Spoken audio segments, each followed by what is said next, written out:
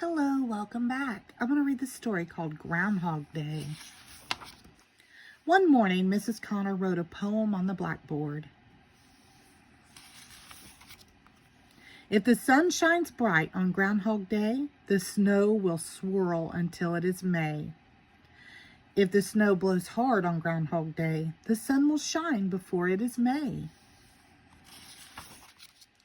Today is February 2nd, said Mrs. Connor. Winter began 6 weeks ago.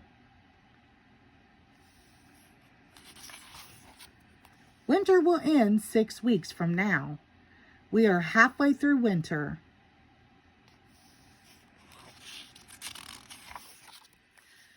But what is Groundhog Day? Asked Ayana. Jamie raised his hand. If on this day, Jamie said, a groundhog can see his shadow, we will have 6 more weeks of winter. But if a groundhog cannot see his shadow, then spring will come soon. That is crazy, said Michael. Crazy but fun, said Mrs. Connor. Mrs. Connor set a small cage on her desk. Is that a groundhog? Said Hannah. No, said Becky. That is a hamster. His name is Chester, said Mrs. Connor. He will be our groundhog today. Mrs. Connor took Chester to the windowsill. Chester will see his shadow for sure, said Riza.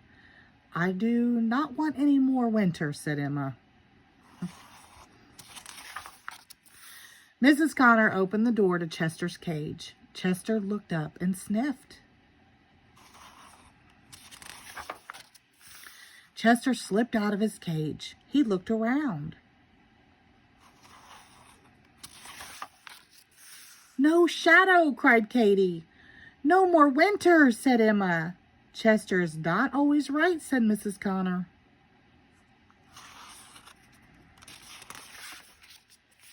But that year, that bright sunny year, he was.